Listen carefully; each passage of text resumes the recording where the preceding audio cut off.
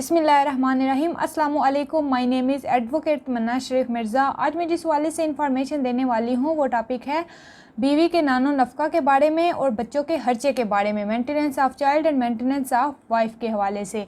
कि मर्द की लाइबिलिटी है, मर्द की ज़िम्मेदारी बनती है कि वो औरत को मेंटेन करे, ठीक है। और अगर उसके बच्चे हो गए हैं तो फिर बच्चों को भी मेंटेन करना किसकी ज़िम्मेदारी है? हस्बैंड की, शोहर की ज़िम्मेदारी है। अक्सर ऐसा होता है कि जो मर्द है वो खर्चा नहीं पे करता, ना ही अपनी बीवी को और ना ही अपने बच्चों को। हालांकि हमारा जो कानून है और हमारी जो शरीयत है उसमें वाज़ह तौर पर ये चीज़ सामने आती है कि मर्द की ज़िम्मेदारी बनती है कि वो मेंटेन करे औरत को और अपनी औलाद को भी। तो जब औरत को खर्चा नहीं मिलता तो फिर वो अदालत की तरफ आती है। तो जब औरत नानो नफ़का का केस दायर करती है, वो खर्चे के लिए दावा जब दायर करती है, तो इस हवाले से जो स्पीडी रेमेडी अवेलेबल है वो ये है कि जब वो दावा दायर करती है तो दूसरी पार्टी को फिर नोटिस सेंड होते हैं, ठीक हो गया। फिर जब पहली डेट पर वो हस्बैंड आएगा, अदालत में पेश होगा, तो अदालत कहेगी कि तुम जवाब दावा जमा करवाओ, रिटर्न स्टेटमेंट जमा करवाओ अगली डेट पर, ठीक है। वो अगली डेट पर जवाब दावा जमा करवाए या ना करवाए, अदालत क्या करती है? अदालत इंटर्म मेंटेनेंस जो है वो लगा देती है कि तुम इतना मेंटेनेंस हर महीने पे करो, बच्चे को भी और वाइफ को भी। तो इंटर्म मेंटेनेंस, जिसे उर्दू में अबूरी खर्चा कहा जाता है, वो अदालत लगा देती है। जब हस्बैंड अपीयर होता है, वो जवाब दावा जमा करवाए या ना करवाए, अदालत कहती है कि तुम अबूरी खर्चा जो है इतना हर महीने पे करो। तो फिर वो इंटर्म मेंटेनेंस हर महीने पे करता रहता है और बाकी जो केस होता है वो चलता रहता है। उसका फ़ैसला तो होगा इनकम के हिसाब से, लेकिन इंटर्म मेंटेनेंस जो है, अबूरी खर्चा जो है वो लग जाता है। अब जिस बंदे के खिलाफ केस दायर हुआ है, खर्चा नानो नफ़का का, मेंटेनेंस का केस दायर हुआ है जिस बंदे के खिलाफ, उस बंदे की मंथली इनकम देखी जाती है कि उसकी माहाना आमदनी कितनी है, वो महीने का कितना कमा लेता है। उसकी मंथली इनकम को देखकर, उसके स्टेटस को देखकर फिर ये देखा जाता है कि अब वालिद का स्टेटस ये और बच्चे का स्टेटस फिर कैसा होना चाहिए।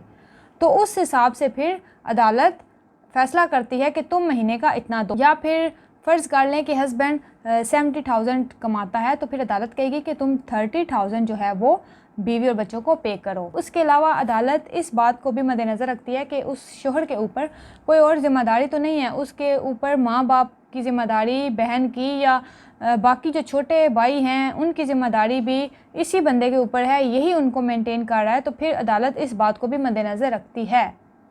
उसके अलावा वैसे नॉर्मली ये कहा जाता है कि हस्बैंड जितना कमाता है उसका 1/3 जो है उसने पे करना होता है। तो ये जो लाइबिलिटी है ये अप एंड डाउन होती है, इसमें वेरिएशंस आ सकती हैं उसकी इनकम को देखकर, उसकी लाइबिलिटी को देखकर, तो इस तरह की वेरिएशंस आ सकती हैं।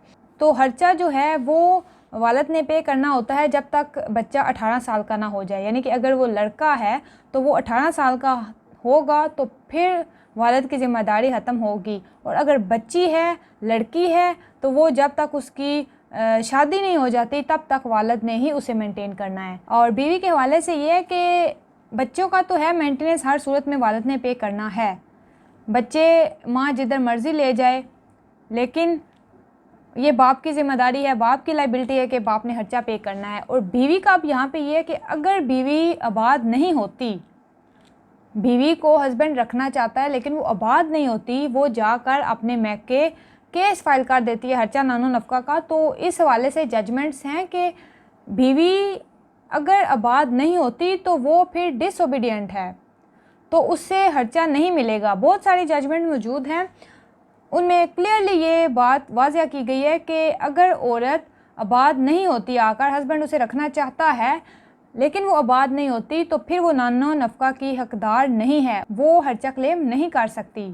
उसके अलावा अगर वालिद जो है उसके नाम कोई प्रॉपर्टी नहीं है, वो गरीब है, कुछ कमाता भी नहीं है, कुछ भी नहीं करता वो, तो इस हवाले से लाइबिलिटी जो है वो फिर दादा पर भी शिफ्ट होती है कि अब दादा पे करे बच्चे का खर्चा।